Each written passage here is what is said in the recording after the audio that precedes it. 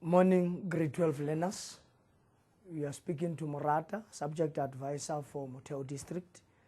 Today I want us to focus on settlement geography, which is the topic that is always treated for the third term and the second term, so that we prepare ourselves thoroughly for the September examination and the final examination. But before we start today's presentation, I want us to go through the 4 questions that we must answer. Then I must come up with advices as to what is it that we can do and what is it that has been happening in terms of the moderation report that we always get year in and year out in terms of the 4 questions. I want us to check first that always with the September exam and with the November examination, this time we'll be having 4 questions, which is question 1, question 2, question 3, and question 4. Now, always on these 4 questions, with the moderation report, learners who take question 3 and question 4 always get a higher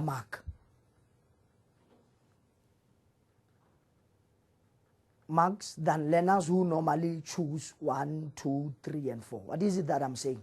Other learners will be choosing question 1 because it starts, and though it's challenging, you'll be taking it. You'll be taking question 2 because it follows question 1 and normally takes question 3.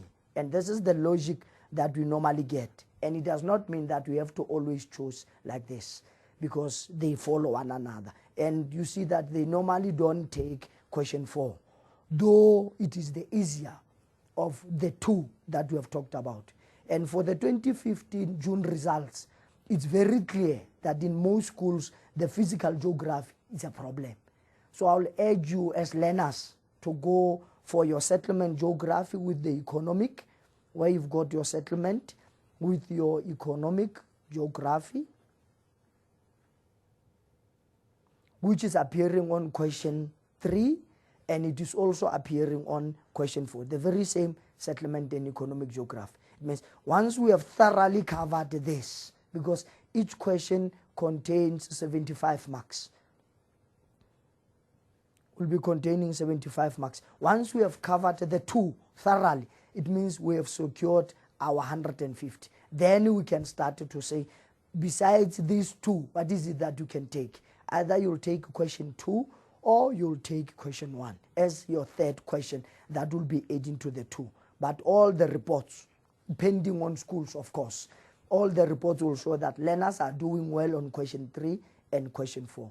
So my advice to you will be that you start with your question 3, then you go to your question 4, then from there you choose between your question 1 and your question 2 to take the last one. Either it could be your question 2 or your question 1 as your last question. But preferably, we wanted to emphasize on settlement geography and economic geography so that our results after the September examination will have given us a better percentage. And these are chapters that are not difficult to pass because they need you to thoroughly prepare them.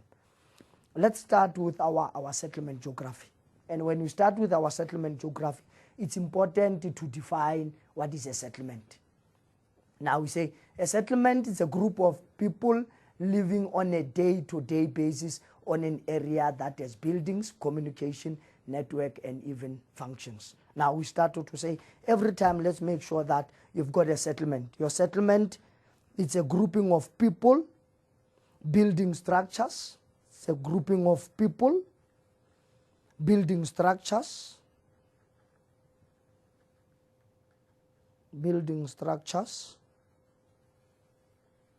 and your communication network, your roads that you get on day-to-day basis, and your communication network that function as a single integrated system on daily basis. It's a grouping of people, building structures, and your communication network that function as a single integrated system on daily basis. Some textbook will tell you that a settlement is where people live, and will also take it to be correct. Now, every time under settlement geography, we've got different patterns. We say a settlement pattern will refer to either a settlement is nucleated or the settlement is dispersed. What are we saying? when you talk in terms of that. We say that sometimes you find that the very same houses are close to one another. Then we say this is your pattern, and we will refer to this pattern to be a nucleated pattern, or you'll start to find settlements that are far away from each other, or far apart. Then we say this settlement will be a dispersed settlement. So as every time when you talk of a pattern, once we start to talk of a pattern in terms of a settlement, you know that the pattern can either be any of the two. A pattern can either be nucleated, or a pattern can either be a dispersed settlement. Now, these patterns will be determined by various factors. For example, if you've got a shortage of water, let's say, for example, you've got a shortage of water. Now, because you've got a shortage of water, where will people stay? People will all start to settle around this water source. And then we started to say your settlement will now be nucleated. But if you've got a lot of taps, tap number 1 here, another tap here of water, another tap there, what will happen? We'll get one here, one there, and the other one on that side. But how is the pattern? Then your pattern starts to be a dispersed settlement. So we say a pattern can either be a nucleated pattern, or your pattern can also be your dispersed settlement. Then we come to the third concept to say, what is a site? We say a site is an actual piece of land that is occupied by a settlement, an actual piece of land that a settlement is found in.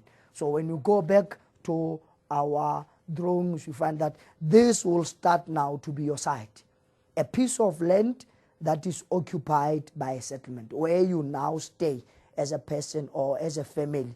You'll be staying on your own site. Then we started to say this is now a piece of land occupied by the settlement. We move on, we say, let's discuss the situation.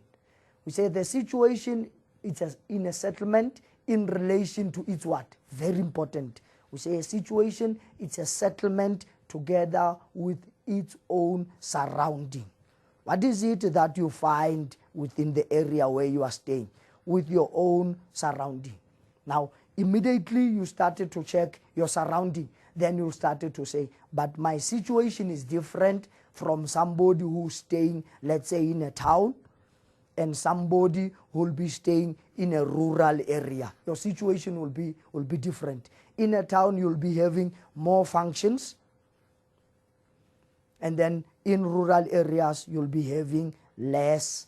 This will now be in your rural area, you'll be having now less function. So your situation will definitely be different. So what is a situation? A situation is a settlement in relation to its own surrounding. What is it that you found around yourself as a settlement? Then we say that will be your situation. Now, at the very same time, we say we've got different types of towns. We've got specialized towns or specialized cities. What do you mean by that? This is where a town or a city has, very important, it has one dominant function. It means immediately you check, you find that this city has one dominant function. We can take what? An example of Stellenbosch. We can take an example of Stellenbosch. Stellenbosch is known by what? Through what? It is known through education. And when you arrived around it, you'll find that it is specializing. Then we say, now this is a what? This is a specialized city. It is now a specialized area. Then you go also and start to say some towns will only be specialized in what? In mining, where you start to find that there are many primary activities like mining. Then they will be specializing in this activity. Then we say these are your specialized towns. Then from your specialized towns, we move now to a sphere of influence. What is a sphere of influence? It is the maximum area served by a settlement or by the function. That's why in other textbooks, when you also check it, you find that your sphere of influence, it is your central area servicing your what? Servicing your surrounding areas. Once you started to service your surrounding areas, then we say this is your center, your sphere of influence, your sphere of influence. Your central area servicing your surrounding towns. Now, while I'm still here, I also wanted to define a range. I also wanted to define a range. What is a range? A range, it is a maximum distance from where a business draws its customers. It means this distance that you are traveling in between here, this will be your range. Your range, it's a maximum distance from where a business draws its customers. Then a sphere of influence, it's your central area servicing your surrounding areas. Then your range, it's a maximum distance, this distance that will be traveling. Maximum distance from where a business draws its customers. Then besides a range, besides your sphere of influence, you've got very important one under your settlement where we talk of your threshold population. Threshold population. Your threshold population. And what is your threshold population? Say a threshold population is a minimum number of what? Minimum number of customers. Minimum number of customers required to do what? Required to support a business. Required to support your business. Your threshold population. Now we say the sphere of influence should be in the central area, servicing your surrounding rural areas. And what is your range? The maximum. This time we talk of the minimum in terms of the threshold population, but with the range we talk of the maximum distance from where a business draws its customers. These are very key concepts that you'll get. Your site, your settlement, your range, your sphere of influence, your threshold population. I'm not saying these are the only ones, but these are mostly the central ones that we normally get, and we'll still explore some when we go on. The threshold population, we have talked about it, the minimum number of people required to support a business. For instance, if we talk of the threshold population, let's say you want to open up a tuck shop. Immediately you started to open up your own tuck shop. Your own tuck shop. First thing that you need is market. How many people do you need to come and buy in your shop every day? Now, if you need 50 customers a day, should you get 5, what's going to happen to your business? It will close down.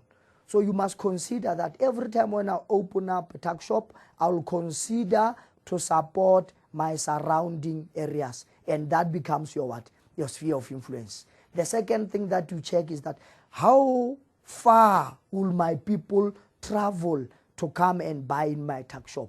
And that will be your what? That will be your range. Then after that you say, okay, now I need to know how many people must buy at least in a day to sustain my business. Then we say, you call that your what? A threshold population. Minimum number of customers required to do what? To support your business. Then we started to say your business will start to be sustainable and it will start to have some profit for you because you have planned for it, but not only planned for it, you have also planned for it very much thoroughly. My learners, let's continue with the concepts that we have. We say the other one, you've got your trade and transport towns. These are towns or cities found near or on the transport route. For example, you start to find that you've got a route that is passing, let's say, Velkom or Bloemfontein. Then you started to find some areas that are found next to the road or some areas that are found near the road.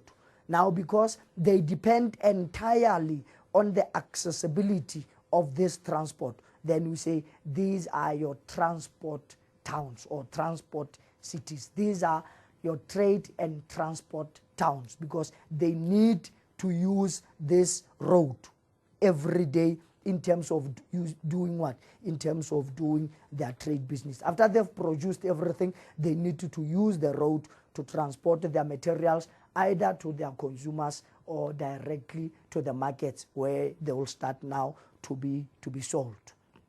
Then you've got towns or types of towns. There are three main types of towns. You've got number one, central place towns. It tells you, it talks to you. Once you say it's a central place town, where is it situated? It's situated in the center. Trade and transport cities, we've talked about them. Trade and transport cities, they depend on the transport route that they found next to them. But you must have now a break of bulk point under the trade and transport. Break of bulk point. What do you mean by break of bulk point? This is where one mode of transport is changed into another. Break of bulk point. This is where, let's say you've got, let me draw South Africa for you. Then from here you've got your Cape Town. Now you have been using your water transport through your own ship. Then from here you change into your rail transport. For example, let's say now you change into your rail transport. Wherever you will be changing one mode of transport into another, then we started to talk that as your break of bulk point towns. You also have junction towns or cities. We'll get examples of them at a later stage, where we started to say a junction town, it's where you start to have your routes intersecting, your roads or your transport. Once they started to interact, some areas started to develop around these junction towns, or where the routes intersect, where this road is now crossing with another one. Now you started to have your development of these areas, and then we call that your junction, or where you've got your cities, junction towns or cities. Now you also have your gap towns or your gap cities. Now your gap towns or your gap cities will come in relation to your physical barrier. For example, let's say you've got a high-lying area like a hill, and then you've got another hill that is passing on this side. At the end of the day, these physical barriers, they force all roads to converge into one area. They force all roads to come and get space into this area. Ultimately, you find that all these roads are now passing through a gap. Then we call that your gap town or your gap city. Normally, sometimes it is influenced by a river. Let's say you've got river A, and then you also have river B this side. Your river B. It means to start and plan a road, you are forced to plan roads that will be converging in one area so that they can use the passage of the only area that can be used as a passage. Then you also have another one. This will be forcing all routes to converge into one area. Then we start to talk of your gap town or your gap cities. These concepts, I think it's important that you check them through the latest Mind the Gap that we get, so that I can move faster with them. Right, now we say you've got the types of settlements. Types of settlement. A settlement can either be classified to be a rural area or an urban area. Very important. According to what? According to a function. Now we say, once you started to say this settlement is urban, your settlement is rural. What is it that you are looking at? Then we say, always, if you've got your rural area this side and you've got your urban area on the other side, now you must check to say, what is it that makes us to decide this? We are talking only one thing, which is a what? A function. We don't just assume, we consider the function. What is a function? We say a function is a main activity practiced in an area. Main activity practiced in an area. This is your function. Now we say always when you check the rural areas, we say functions must be unifunctional. You must have only one function, unifunctional. But when you check the urban, we say your functions must start to be multifunctional.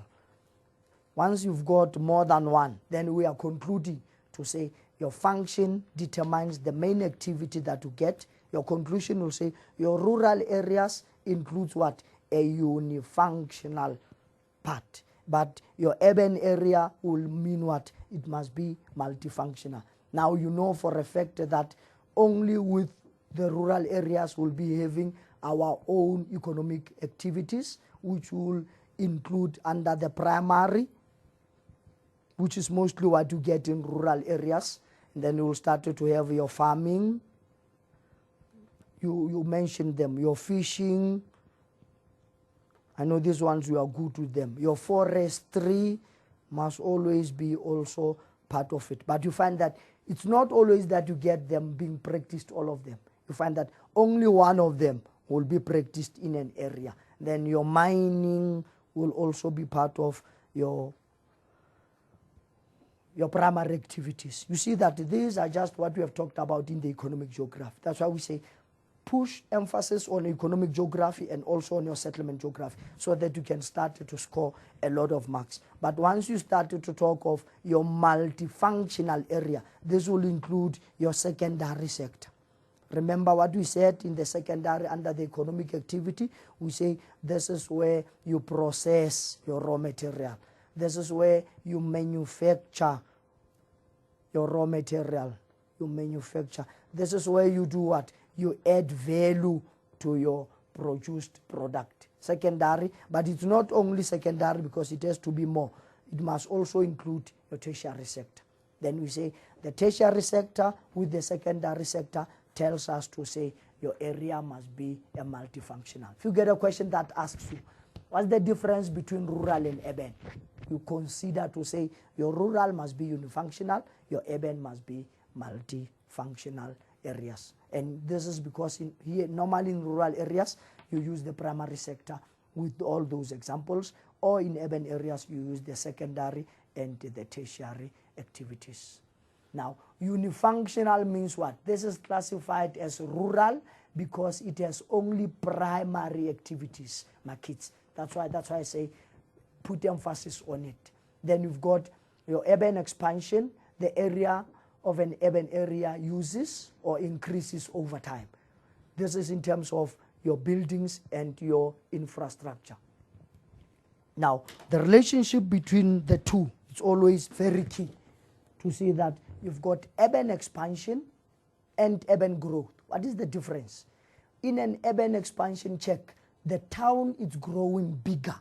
It means you start now to have many buildings that are now showing us that the town is growing bigger and bigger and bigger.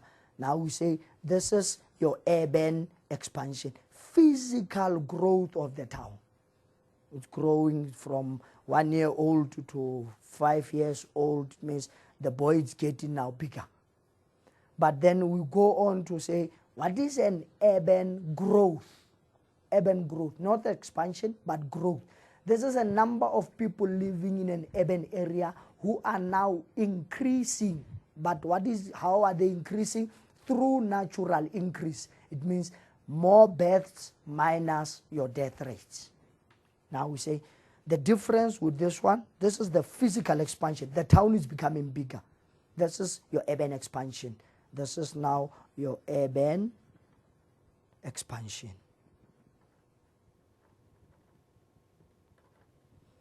Now, your urban growth, we started to have now more children are born. That's when we started to have more birth rates, more birth rates. You start now to have more children and less deaths. Remember your grade 10 syllabus, your birth rate and your death rates. Now, once you started to have an increase in people, this is an increase in population. An increase in population, now you started to talk of your urban growth. What? This is now your urban growth. You see now, to be in class, you always wanted to get a response back. Your urban growth. Urban expansion, physical growth. Physical. The town is physically growing big. Urban expansion, an increase in the number of people that you get in an urban area. Let's proceed. Then you've got an urban profile. Urban profile means a view of an urban area from a side. I'll give you an example of an urban profile. Now, every time when we check off an urban profile, we've got this structure that we say you've got tall buildings, and normally in which land use zone do you get the tall buildings? In the CBD. And once you start to move towards the rural areas, your buildings are becoming lower. Started to find them to be lower. But this means what? This means we are viewing, this will now be your rural area, and this side will also be your rural area. But now you are viewing a town from what? From a side. When you started to have something that this will be the side view from a side view of an area, unlike a plain view from above. Then once you started to talk of your side view, then we refer to your urban profile, a city as seen from a side. Then you've got urbanization, very key, very key.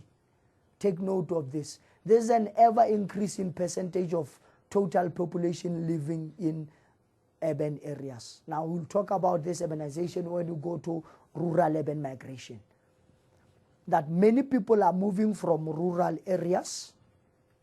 You started to have, they are becoming urbanized. They move from rural areas, they move now to urban areas. Moving from your rural areas to urban areas. Now, urbanization and ever increase. Let's say, for example, here you have, I'm just making an example, 50 people. Now, immediately you start to have an increase. Now they will be increasing to 1 million. To 1 million. Then we started to say your population has increased. Now we talk this as what? From 50 to 1 million, we talk of urbanization. An ever increase in total population living in an urban areas.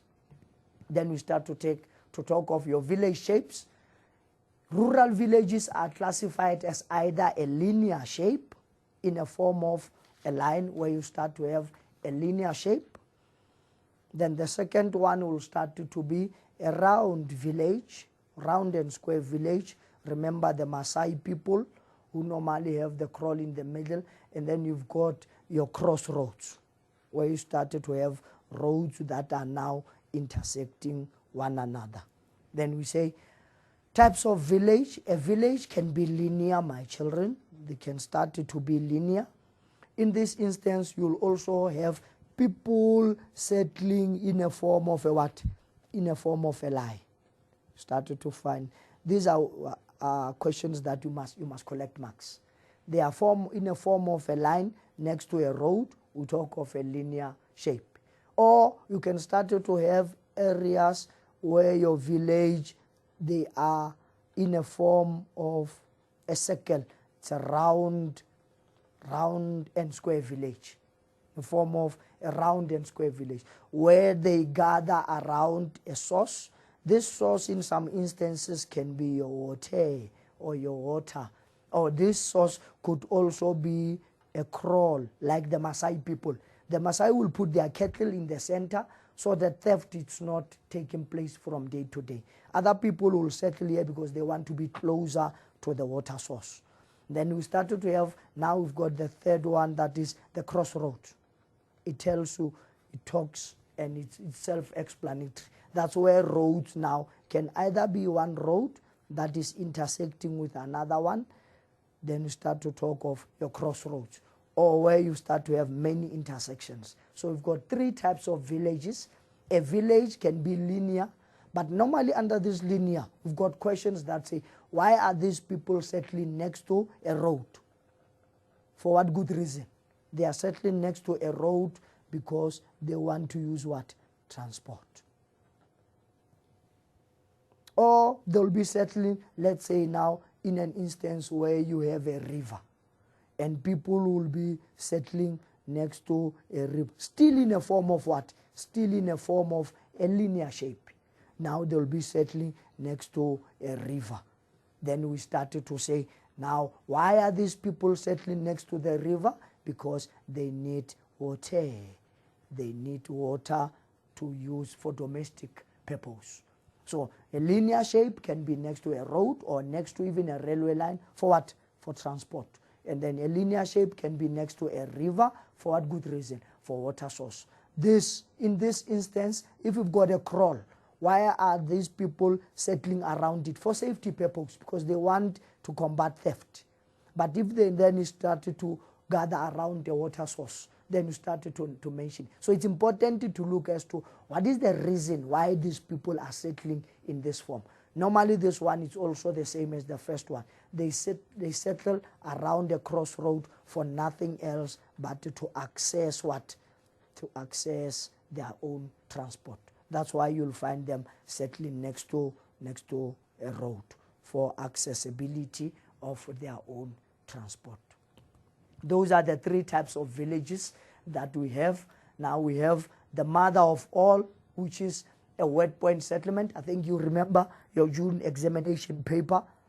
A wet point settlement is a settlement in a dry area situated near or a what? A water source. Let an old man take you back. We have just said these people are settling next to a water source. So because they are now situated here next to a water source, water is wet, then we say this is a wet point settlement.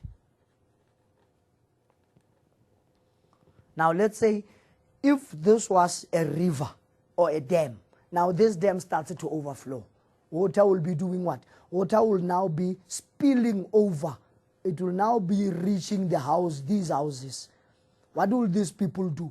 Once they started to see that now water constitutes a what? Constitutes a threat. They see now, but we are no longer safe now. Now they will do what? They will move from a wet area and move to a dry area. And in that instance, we now talk of a dry point settlement. Now we say, always when water constitutes a threat, people will be moving away from here because now water is overflowing. Water will now start to reach their houses. Now they will be running away or moving away from this central point. Then because they will be moving where it is dry. Remember it's wet here. They will be moving where it is dry. Now we call that a dry point settlement. They are running to a dry area because water was constituting a threat. But in this instance, in a wet point settlement, water is scarce. You started to have your scarcity of water. Because we've got less water, all of us, we want to stay here. But once it started to overflow and constitutes a threat, what do? We run to dry areas, and then we call that your dry point settlement. I think in a nutshell, we have tried to move to your settlement and make sure that you understand it. The function, we have talked about it, to say always in a rural area we say they are what? Unifunctional. They have only one function, my children. And they can be, the examples are in primary, that could be your farming, your forestry, and your mining. How do you to say an area it's an urban settlement? Because it is multifunctional. Multi means more than one. Multifunctional, and that will include your what? Your secondary and also with your tertiary activities. That is about your function. Then we move on to say, now we move to the Ihavito Simeko Mega. We move to your Ihavito Simeko Mega. Ihavito Simeko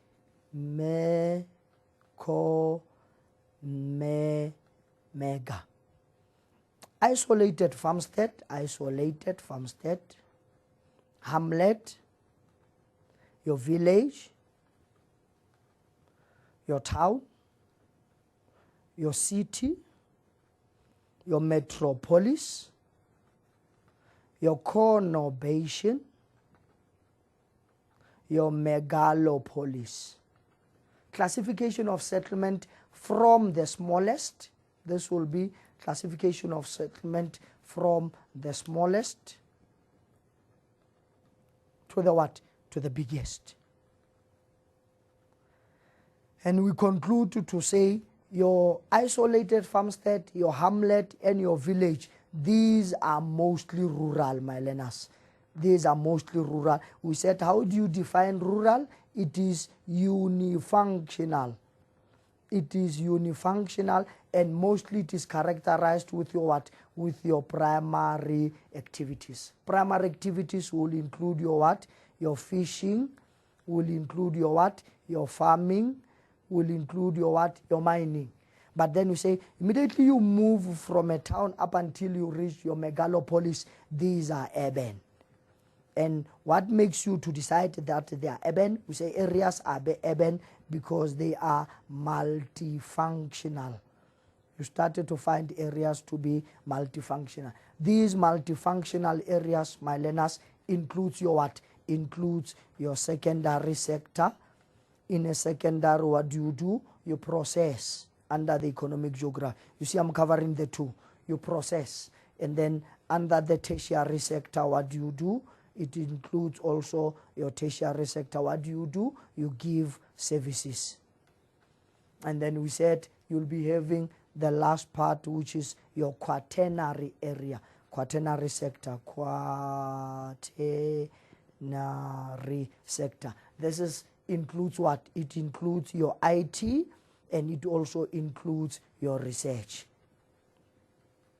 It also includes your research. Then we say these will be multifunctional, and that determines to say an area it's either urban or the area is rural. That's why they say you started to have your single farmstead where you've got your buildings, and then you've got a loose grouping. Loose grouping will start to say they are far apart from each other. In the isolated farmstead, you have a single farm, only one building that you get, or a farm, and its own buildings. It means you've got a farmer's place together with some small buildings that are next to it. Then in a hamlet, you've got a loose grouping of few farmsteads. Now you started to have at least fewer houses that shows an increase in number. Then you've got a village, which is a dense grouping of village. Now you started to have these buildings, but now they are increasing. They start now to cluster amongst themselves as one. Then you also agree to say these are rural areas because it's a unifunctional areas. Now you move on to say, let's talk of the town, the city, metropolis, the conurbation, and your megalopolis. Megalopolis will not appear clearly. Then we start to say these are urban. And what makes them urban? We say they are now multifunctional. Remember, I've just shown you here to say once you move from your isolated farmstead, hamlet, only one building, farmhouse with fewer buildings. Now this one will be more buildings. It means it becomes bigger than that one. Now this one will start to have also a single function. But once you started to move to a city, a town, a metropolis, and a megalopolis, these are now becoming to be bigger. And that will be determined by nothing else but the multifunction that you get. That can either be your secondary, your tertiary, or even the quaternary sector. Let's continue. I've always told you that God bless those who keep their lights alight while others are asleep. Now let's check this example that you get on your mind the gap. They say complete the table to illustrate the understanding of the classification. The what? Classification of settlement. Now we say a settlement can either be rural or urban. And what determines that? We said is the function. Now but they say give a function in rural and give a function or activity in urban. And then size. Which one is smaller and which ones are bigger? What we have just discussed. A function in rural area is how? It's unifunctional. Primary activities. Your farming, your fishing, your mining. But in an urban, it's what? It's multifunctional. Secondary, tertiary, your quaternary sector. Then you've got size and complexity. From the smallest to the largest. Now the rural areas are very small. Farmstead, farmstead, your hamlet and your village. But when you start to talk of the urban areas, you've got your town, your city, metropolis, conurbation. That's why we say, no your ihavito simeko mega. Now we go straight into your rural segment. You listen to me carefully. You'll find that I'm repeating myself all the way from now onward, because I've covered concepts that makes the foundation for the chapter. We say rural settlements are the smallest settlement, which are, I'm repeating it, unifunctional. They are farmstead, hamlets, and village. We have just said it. And they include your primary activities, like what? Farming, fishing, forestry, and mining. That's why I'm saying from now onward, because I've covered the concepts, I'll be repeating myself till I finish. Now we say land use zones or the rural settlements. We say the largest land use zone in South Africa, it is your agriculture. Now I want us to take a little bit back this statement in terms of the land use zones. Remember, once you started to talk of your land use zones, we start to say, okay, let's talk your CBD. Let's now talk your transitional area. Let's also talk your light industries. That will be found light industries. Let's also talk your heavy industries. Now, just here, I want you to include your rural urban fringe as also rural urban fringe.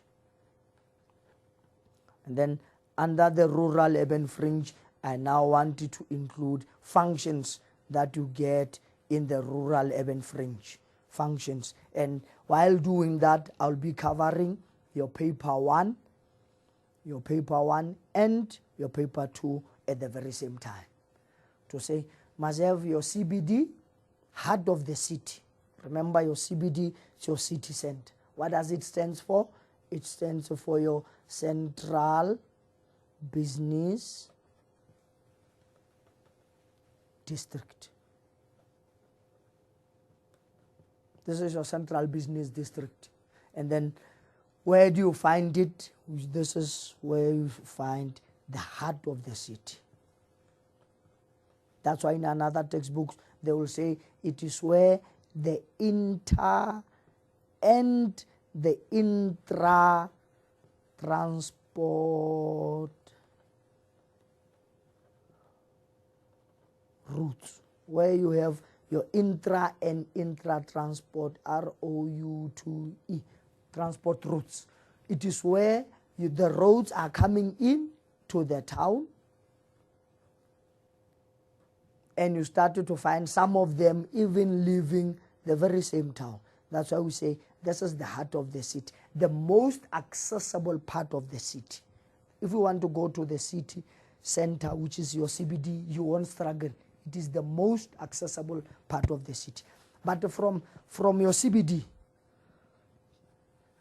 now you started to have the area that is around it. That is now your transitional or your zone of decay. That's also what you call your zone of decay. That is the area that will be full. You can also even have the low-income people that are following. Remember your models, your 3 models, your sector, concentric, and the multiple nuclei model. And then you've got your low-income people that you get around the city. Now, on the low-income here, I want to emphasize it. You find the low-income near the CBD. Why? Because they cannot afford what? They cannot afford transport. That's why they settle where? That's why they settle next to the CBD, because they cannot afford transport to go to work. So they normally commute daily, either by foot or by using small amounts of taxis than double pay in terms of taxis. Then from there, you've got your high income use rate. You have now your middle income. Your middle income. Why are these ones now a little bit far away from the CBD? They can start to afford transport costs. And then you have now the high class now. These are high income people. High income, where do they stay? They stay on the suburbs. They can now start to have their own suburbs, far away from the CBD. Why are they staying far away from the CBD? They are using their private transport. They can afford to use their private transport. It means they can afford to transport. But the low-income people, you'll always find them next to the CBD because they cannot afford transport. Now, from here, you've got now, let me include your heavy industries. I want to put it a little bit far. Your heavy industries. I'll also go back to these models when I arrive a chapter later. Heavy industries, between the low income, middle income people and high income people, which ones will be found settling? Remember, people who are staying in the suburbs or the high income normally are the ones who are owning these heavy industries. And heavy industries, we say they must always be far from the CBD. They must be found far from the CBD. And the reason for you to have them far from the CBD, far from your CBD, it's because they cause a lot of what? A lot of pollution. They make a lot of noise. Sometimes they are even emitting a lot of smoke. So you find them far away from the CBD due to pollution, either noise or air or even land pollution. So because of the following pollution, and please don't write noise, air and land pollution and you expect 3 marks. That will be categorized under pollution. Then you can mention any of the forms of pollution, either noise, air or land pollution. Now we say heavy industries are far away from the CBD due to the issue of pollution. The second reason is that they need a flat area. Flat area, and it must be big enough. They need, in simple terms, they need a lot of space. That's why you find them on the outskirts. Remember, in the CBD, buildings are higher. You've got high skyscrapers in the CBD, so you don't have space. But once you started to move towards the rural areas, then they started to have them on the outside. Some questions will ask you, on the suburbs, what will be an advantage of having, in terms of parking in the suburbs? The suburbs, because they are on the outskirts, you can even think of Hofmann Square in Bloemfontein. And then you started to think of Mimosa, Waterfront, Figat Park, Fluedal on the outskirts, Northridge Mall on the outskirts. You'll start to find that all these malls that you get on the outskirts, check in terms of parking. There's a lot of parking space. But very important is that once you go on the outskirts, is the land cheap or expensive?